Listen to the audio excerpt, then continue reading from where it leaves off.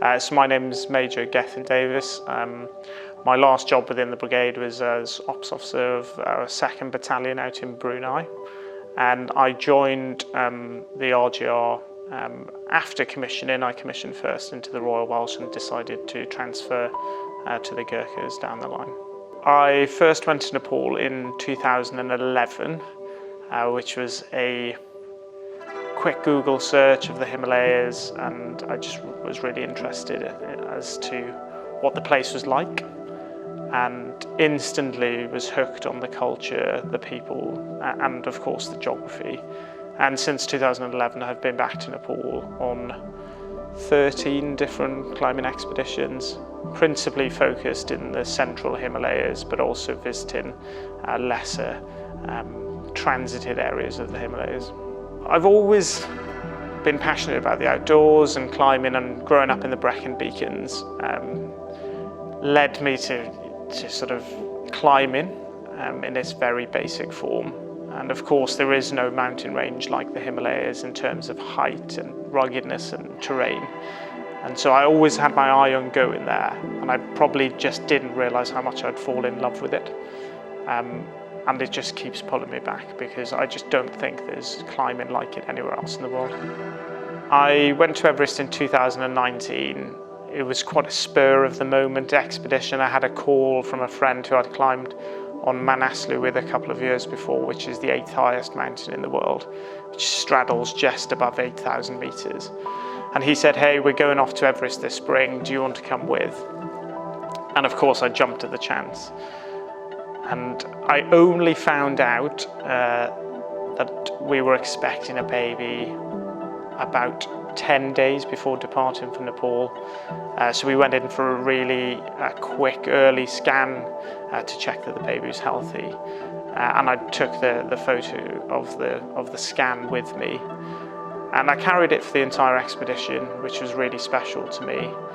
And it gave me that strength to not only summit the mountain, but of course ultimately to go home afterwards healthy, and manage to take the photograph out with my freezing fingers at the top of Everest and have a quick photograph with it before it actually blew off in the wind over onto the Tibetan plateau, which in itself was probably a really special moment. And in doing so, I took home the romanticism that I'd grown up reading about with our early explorations on the mountain, and the heritage that certainly Nepal and Britain shares on the peak. And subsequently my now 2-year-old little boy, his middle name is Mallory, named after, of course, Britain's first arguable summit of Mount Everest. I think anyone pre-commercialism who went out to Nepal or went into the Himalayas to try and climb these mountains were incredibly brave people. The Sherpas that went with them, who at that point had no formal training other than being really good at dealing with altitude. They were all pioneers in their own fields, and I think it's really hard to put into context just how austere and unknown the environment was that they were stepping into, and of course how their bodies would react even with rudimentary oxygen. So I'm actually really fortunate to be leading the Army's expedition back to Nepal next year. So in April we'll travel up to Namche Bazaar, and instead of turning right and going into the Khumbu and Everest's valley as such, we'll turn left and go off into Rawalin. And there, in a really quiet part of the Himalayas, we'll try and summit 2 unclimbed peaks.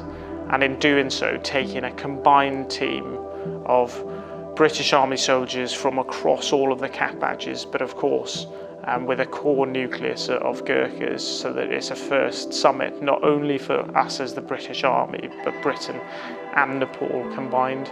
And I think that's a really important part of it, because it shows that, one, that these young people have had an amazing opportunity and great training to do so, but ultimately that we share the summit between nations, and so that it's not just a British summit, but it's shared with Nepal as well. I think within the brigade, the relationship is incredibly strong and bonded.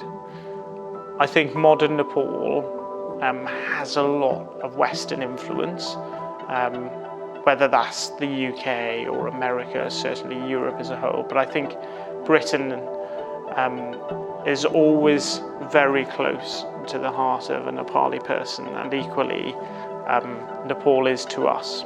And I think British society really understands the sacrifice and service of Gurkhas and appreciates it. And I think it's really key that even when we do something like adventurous training, that when the British soldiers from a normal line infantry regiment go there, that they don't only experience the climbing in Nepal, but they have Gurkha soldiers from the brigade around them to say, hey, let's have a look in this tea house, let's speak to these people, let's understand a little bit about the culture. So when we come back as an expedition, the climbing almost takes a second to the experience that our soldiers gain and our officers gain in understanding Nepalese culture and where ultimately our soldiers come from.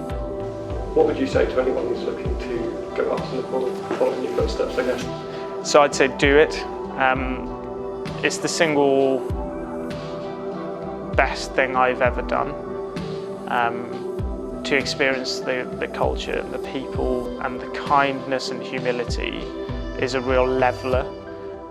Then you combine that with the geography, which is mind-blowing and insane and steep and cold and warm, makes for a really good adventure. And that doesn't necessarily need to be standing on the top of Everest. That can just be going to Nepal, getting a cheap flight into Kathmandu, walking around Tamil and seeing the sights and sounds of the city, and then backpacking into the wilderness and seeing how the people farm the land in a tiered system, and they grow tea and different vegetables in plantations, and how they sustain that community.